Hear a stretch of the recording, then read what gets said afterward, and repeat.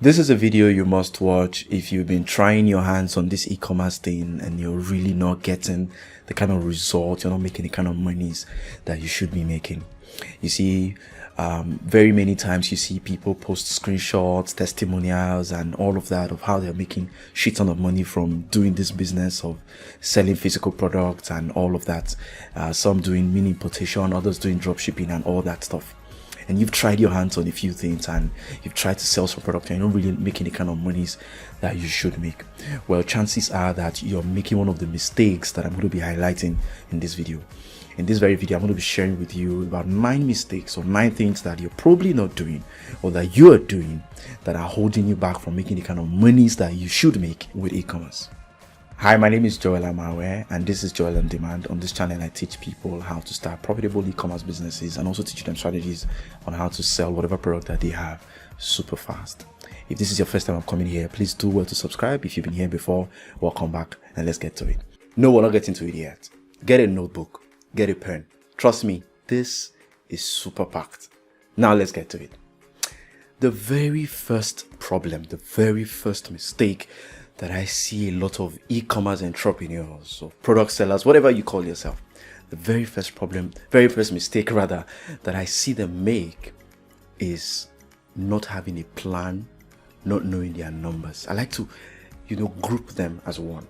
Not knowing their numbers, not having a plan. I'm going to explain. Now, I've got my notes on my computer here so that I could just, make sure I don't miss out on anything because I've got a lot to unload in this very short video. Now, what I mean by this is this.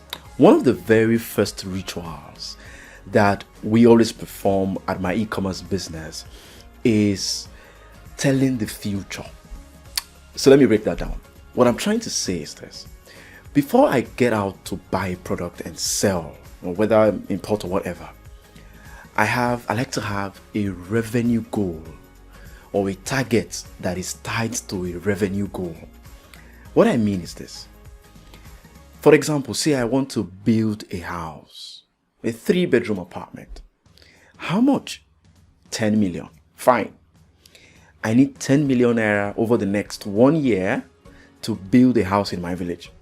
So what I'm going to simply do is find a product, find something that I could sell that could give me 10 million naira over the next 1 year or 15 million, right? So that at the end of the day, I have about 10 million naira to, build the house and do all the things that I need to do.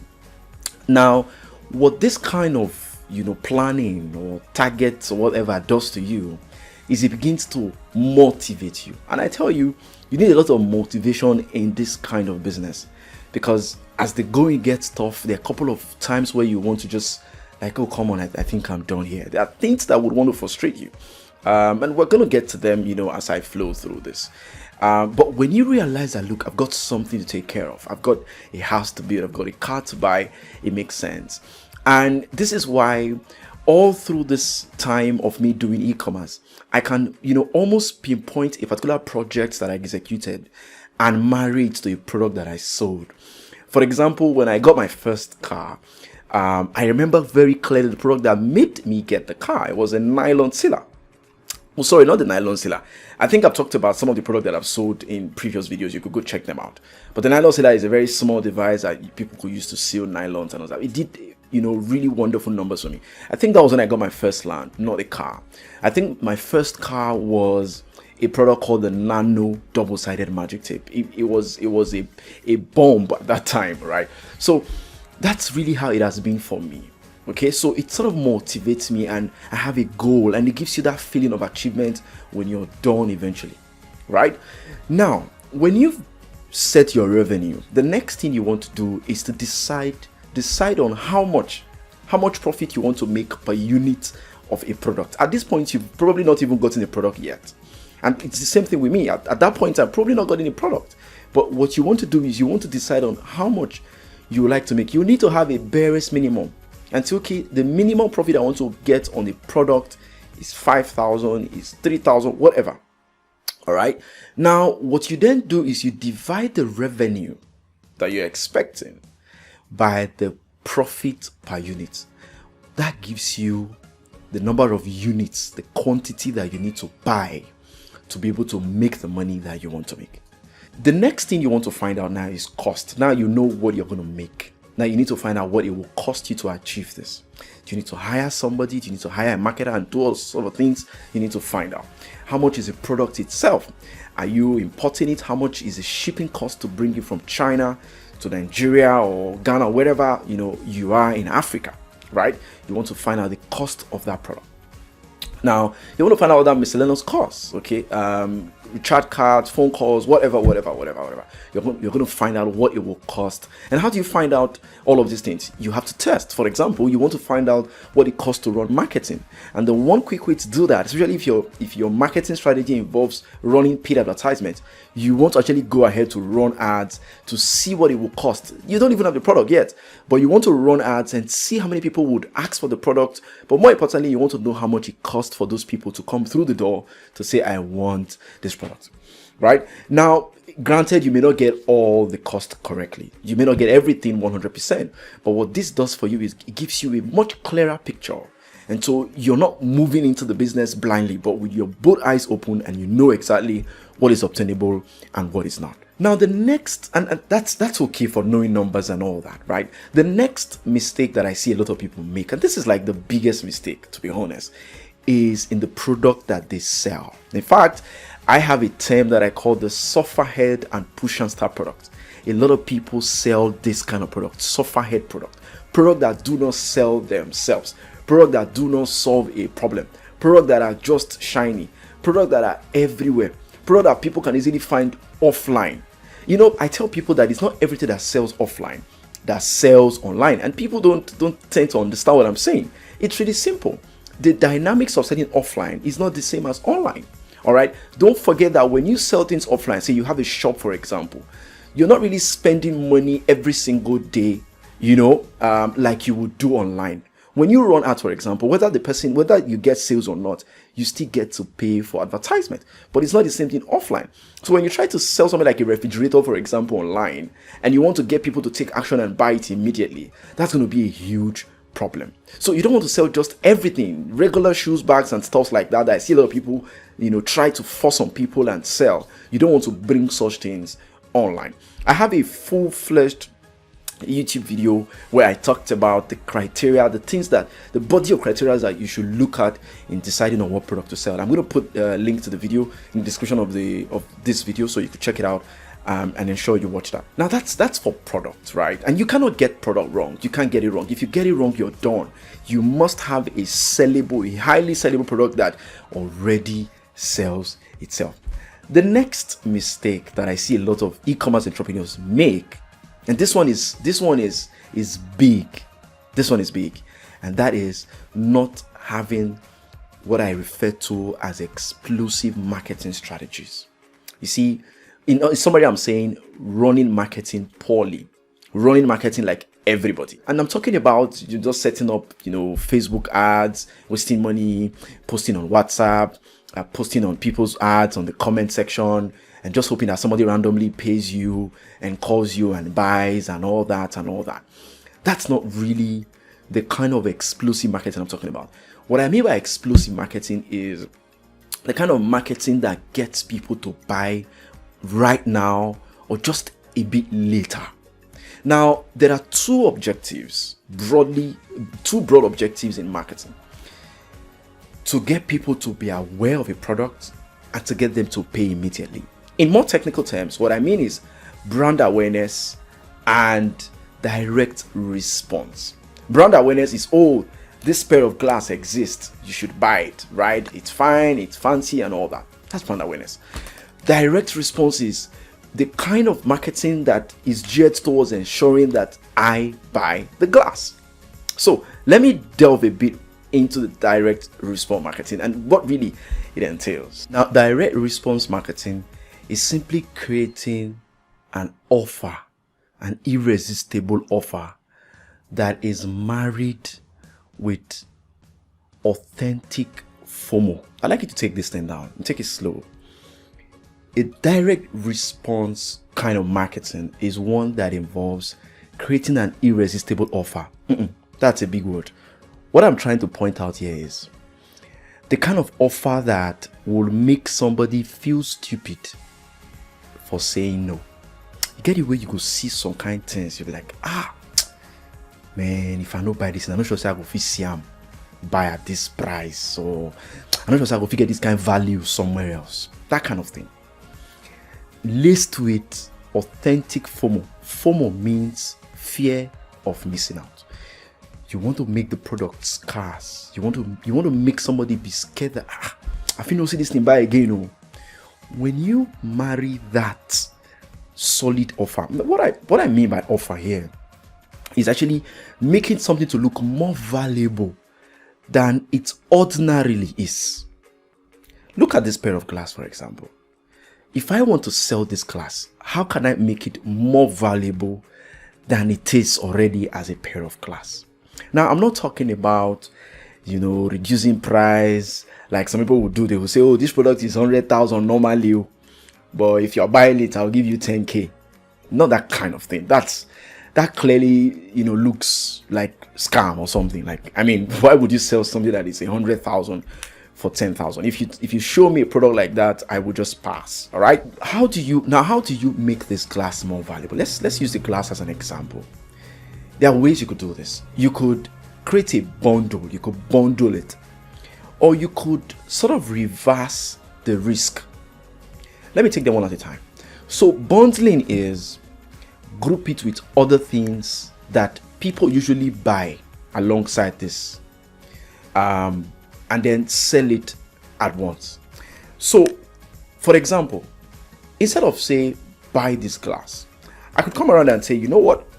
Get this glass, get a case, get a suspender or rope. I don't know what they call it. Is it rope, neck rope, whatever. I'm sure you know what I'm saying. That rope you put in. Get all of that for XYZ amount. And at that point, it makes it much more valuable than just a pair of glass. What I mean by risk reversal is trying to reverse the risk from the customer to yourself. It's more like I'm saying, this is not risky. This is not a risky purchase. If it doesn't work, I'll give you money back. That kind of thing, like money back guarantee. Now, it's not everything that you can actually do that for. Okay, that's why there's bundling. There's a lot of ways. I'm probably going to do a video on how to create offers, different ways to do it for different products and stuff like that. Okay, on another YouTube channel, YouTube video rather. But for example, let's say I was selling say an infertility drink, for example. A drink that makes people fertile. I don't know if there's anything like that works. I'm not saying there's a drink that makes people fertile. I'm just trying to give an example. Okay, let's use something that is more normal. Let's say I'm selling a Blu-ray glass. There's some glasses that sort of takes away the blue light from the computer and make sure that it doesn't get to you. How do we reverse the risk? Because there's going to be fear of, will it work? That kind of thing. So what you could probably say is, you know what? Let's say I'm selling the glass for 5,000 naira. Okay. The glass is 5K. Now I could post the glass and say this glass is 7,000 naira. And you know what? Because I understand you probably have bought some glasses that did not work as you wanted. All right. I'm going to say, pay me 5,000 naira. Okay. The glass is 7K, but pay me 5K. Use the glass for 1 week. If you don't see results, don't pay me the remaining 2,000. If you see results, then before you pay me the remaining 2K. People will be like, are you crazy? I'm sure you probably want to ask me that, that one is crazy now. Who would want to even pay you the 2K even if it works? Of course, majority will not pay. That is a fact. But don't forget that the actual price is 5,000. Right? So, I mean, this is crazy, right? This will blow people's minds. They'll be like, oh, okay. So I'm not really taking a huge risk on this. Or money back guarantee. If the product can allow you to do that, then fair enough to that. Especially when they can show proof that this thing did not work. And then it also depends on the kind of suppliers that you're working with and all of that. Now, the direct response kind of marketing doesn't just end at creating offers and marrying it with FOMO. It also involves passing them through the right funnel for the kind of persons that you're selling to. It sort of determines the kind of video you're using. All right, so you're not just using regular videos, but videos that high converting videos that would make people to take a decision right away. It involves the kind of text that you're using. It involves the kind of, determine the kind of images that you're using. Let me give you a quick tip that I usually use all the time in my text, my ad copy. Now, before I even talk about the benefits or the features or whatever of the product that I'm selling, at the very top, I usually like to use a quote, that describes fear, regrets, success or whatever. Let me give you an example. So imagine, still on this glass, let's say it's a blue anti-blue glass. So you can use a quote like as if somebody is saying something and say, I wish I bought this glass earlier. I was scared it would not work, but I was wrong. Now I know better. End of quote. And then underneath you're like, oh, there's a reason why Lagos entrepreneurs, or if it's a product that has to do with mothers, you can say there's a reason why Lagos mothers are raving, to get this glass or to get this product, or to, you get the point, right? So you can use copies like that as against just normal blank, oh, buy this glass, it does this, it does that, price is this, pay on delivery, whatever you're doing. You want to be a bit more creative on that, okay? And then you want to have the right audience. I think I talked a little bit about it. You want to, send your offers, you want to send the product, you want to run the kind of marketing that reaches the right people that are going to buy, that are most likely going to buy. You don't know for sure who will buy. You can just guess. Eventually, when you get on the ads platforms and all that, that's when you get to really see which of the audience would work. And this has to do with the kind of interest you're selecting and all of that, with your Facebook or Instagram campaigns. Now, one last tip that I'm going to provide, especially on creating videos, is to try to personalize your videos.